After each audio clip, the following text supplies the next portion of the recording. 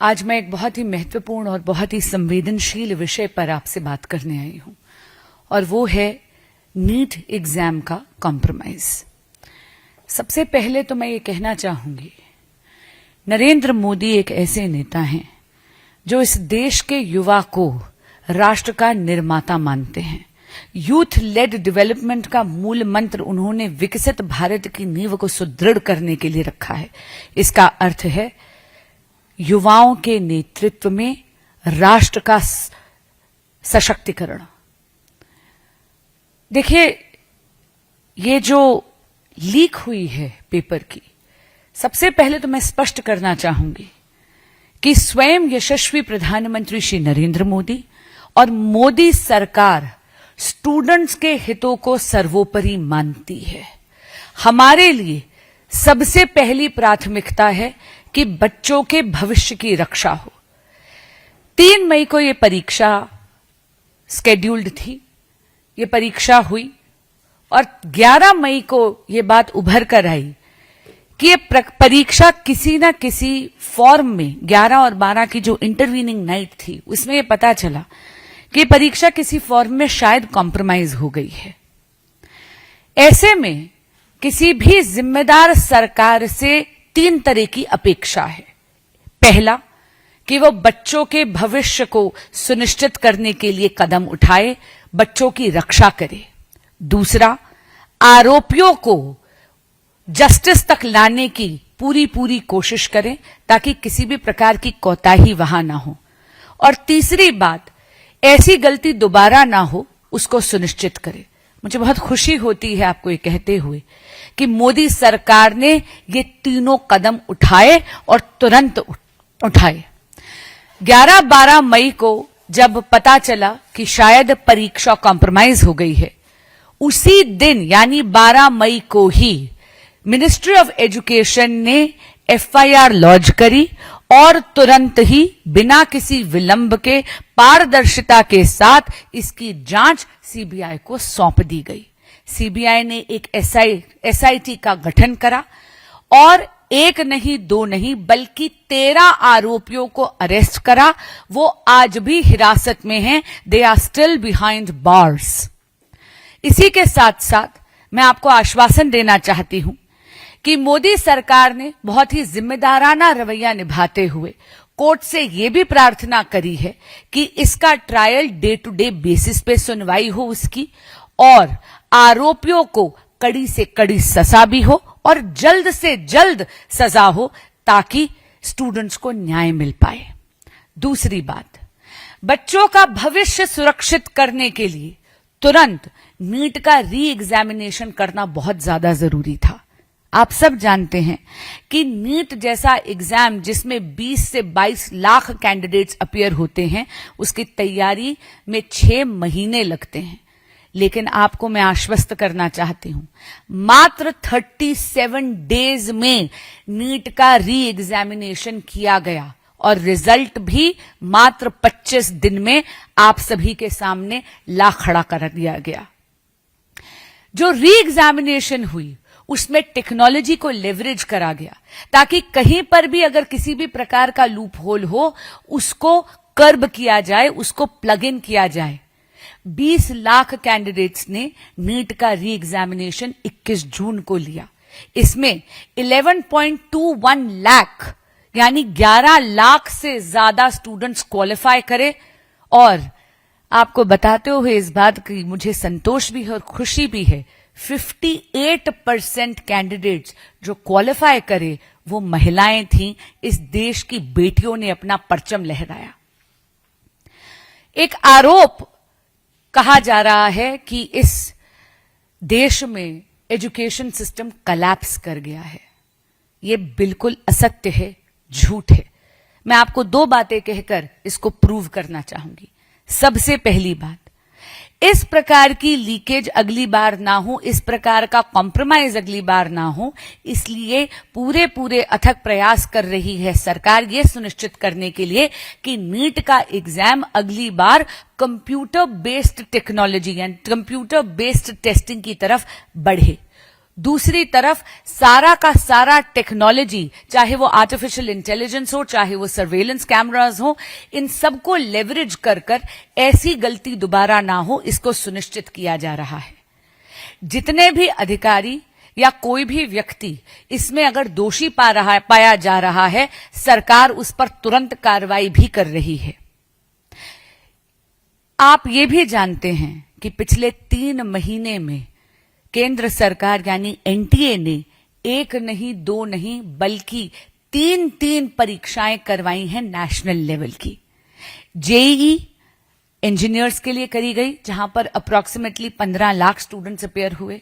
इसी तरह सीयूईटी की परीक्षा करी गई, जहां पर पुनः 15 लाख से ज्यादा स्टूडेंट्स अप्रोक्सीमेटली अपेयर हुए। और नीट का भी री एग्जामिनेशन हुआ, जहां मैंने आपको बताया कि 20 लाख स्टूडेंट्स अपेयर हुए। आप देख रहे हैं कि ये तीनों परीक्षाएं बहुत ही सुचारू रूप से केंद्र सरकार ने करवाई, एनटीए ने करवाई। और इसीलिए ये कहना कि भारत में एजुकेशन सिस्टम एंड खासकर कि भारत में एग्जामिनेशन सिस्टम कोलैप्स कर गया है, ध्वस्त हो गया है, ये सरासर झूठ है, ये असत्य है, ये एक भ्रम है जो फैलाने की कोशिश करी जा रही है। कहीं ना कहीं आप ये भी देखेंगे कि ये जो मूवमेंट शुरू करी गई, जो सीजेपी और बाकी दलों ने शुरू करी, कहा गया कि ये एक स्टूडेंट मूवमेंट है। आप देखेंगे सरकार का रवैया इस मूवमेंट के प्रति संवेदनशील रहा है। मित्रों, 6 जून को दिब्के जी आते हैं अमेरिका से, 20 जून को वो प्रदर्शन में बैठते हैं। 6 जून को जब वो आए तो दिल्ली पुलिस ने उनको परमिशन एयरपोर्ट पर ही दे दी। याद रखिएगा, उन दिल्ली पुलिस ने वेट नहीं करा कि सीजेपी के वकील पहुंचे और पुलिस से परमिशन मांगे। खुद लोकतंत्र का सम्मान करते हुए दिल्ली पुलिस ने उसी दिन परमिशन दे दी। वो परमिशन शाम के 5 बजे तक थी। वो परमिशन 5 बजे एक्सपायर हो गई, लेकिन ये आंदोलनकारी वहीं पर बैठे रहे। उन्होंने जंतर मंतर पर सिट इन करा 21 दिन तक। दिल्ली पुलिस ने किसी भी प्रकार की कार्रवाई उनको उठाने के लिए नहीं करी। सरकार ने उनको किसी भी प्रकार की कोताही अपने लेवल पर नहीं होने दी। और जब तक ये प्रोटेस्ट पीसफुल था, सरकार ने इस प्रोटेस्ट को होने दिया। लोकतंत्र में विरोध करना आपका अधिकार है। बिना परमिशन के विरोध करा, पर तो भी सरकार ने किसी भी प्रकार का अवरोध इस आंदोलन या इस प्रोटेस्ट में नहीं डाला। अब बात करते हैं जो बात हुई 20 जुलाई को। 20 जुलाई को कहा संसद चलो, संसद का घेराव करने का प्रयास करा गया।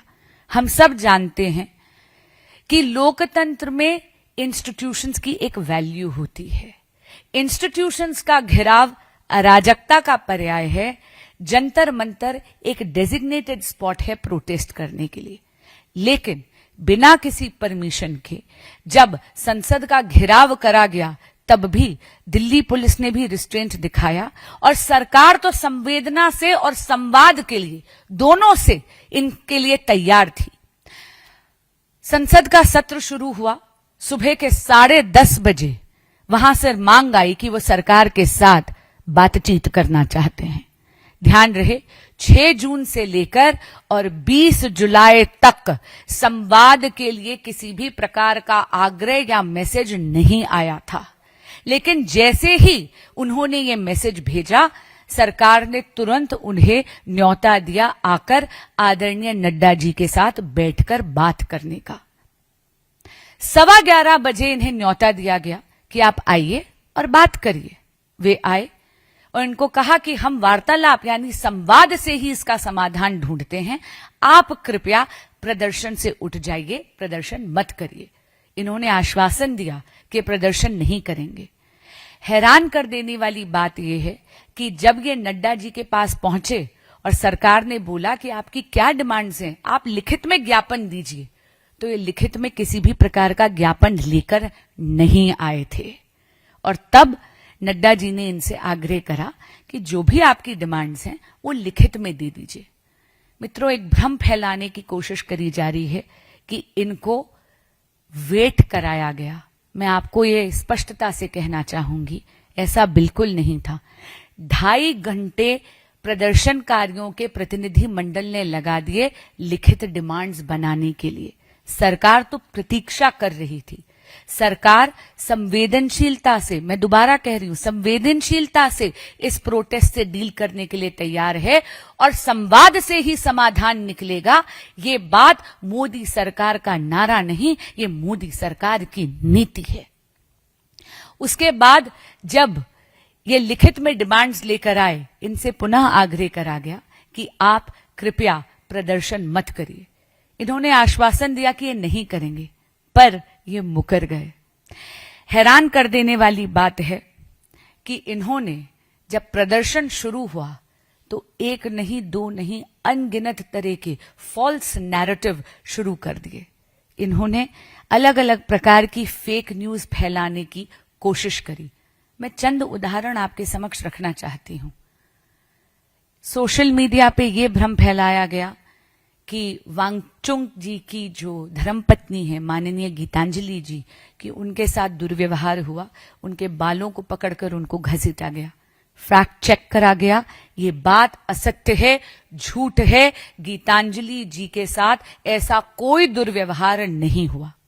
दूसरी बात, एक और भ्रम फैलाने की कोशिश करी गई कि दिपके जी अरेस्ट कर लिए गए हैं।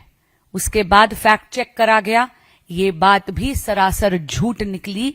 दिबके जी कभी अरेस्ट नहीं करे गए, बल्कि वो तो स्वयं जाके ट्रक में बैठ गए थे और खुद इन्हीं के प्रतिनिधि मंडल को सोशल मीडिया से अपना वो पोस्ट रिट्रैक्ट करना पड़ा।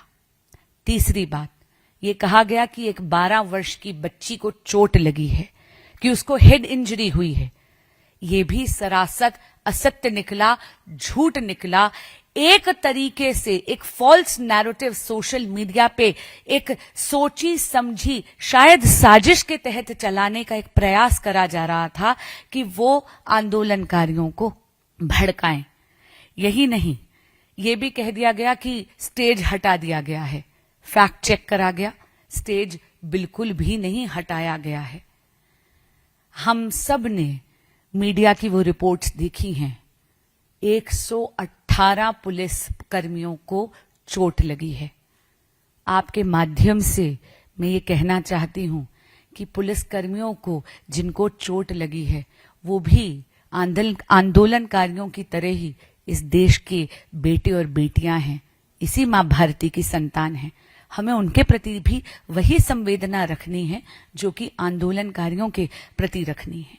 और इसीलिए दिल्ली पुलिस ने अब एक जांच बिठाई है।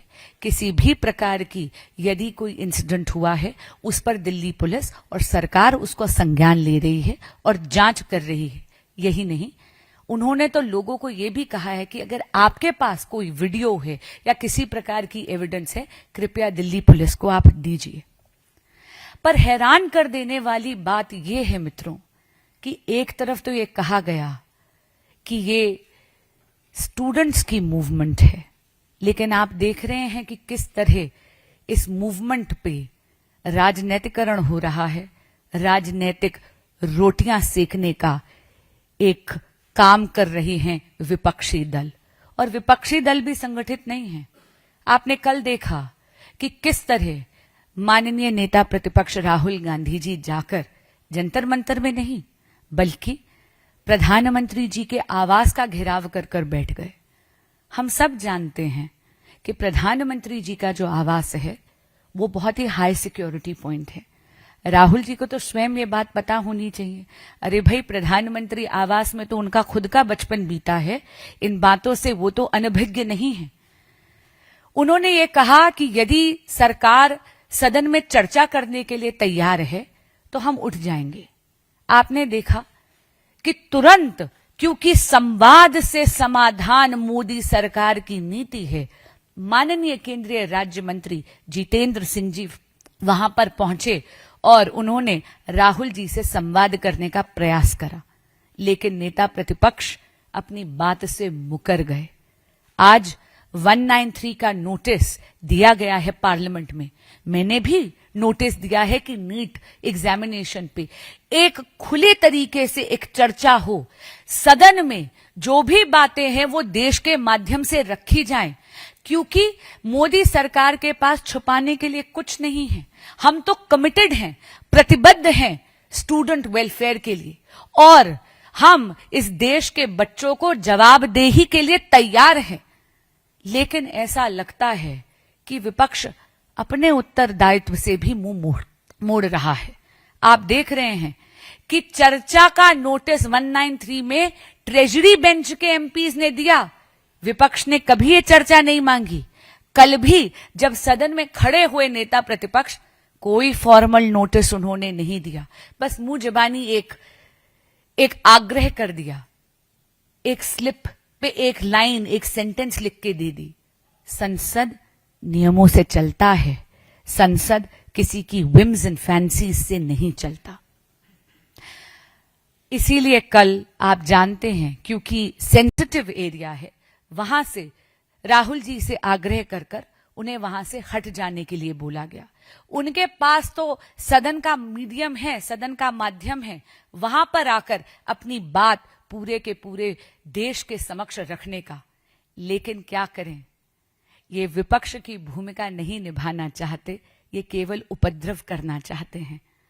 एक और हैरान कर देने वाली बात, कल आप देख रहे कि विपक्ष ही संगठित नहीं है। एक क्रेडिट की गेम, श्रेय लेने की एक ब्लेम गेम शुरू हो गई विपक्षी दलों में। मेरा आंदोलन वर्सेस तेरा आंदोलन। ये बात मुझे लगता है इसी बात का को परिलक्षित करता है कि कहीं ना कहीं ये आंदोलन और ये मूवमेंट स्टूडेंट्स के हितों की बात नहीं कर रहा। ये तो केवल राजनीतिक अवसरवाद यानी पॉलिटिकल अपॉर्चुनिज्म का एग्जाम्पल है। मैं आप सभी के माध्यम से इस देश के बच्चों को, स्टूडेंट कम्युनिटी को ये कहना चाहूंगी, आप बहुत समझदार हैं, सत्य आपसे छुपा नहीं रहेगा। मैं आपके माध्यम से इस देश के बच्चों को, स्टूडेंट्स को कहना चाहूंगी और आह्वान करना चाहूंगी, मेरे देश का युवा अराजकता का औजार नहीं है, मेरे देश का युवा भारत का राष्ट्र निर्माता है। धन्यवाद।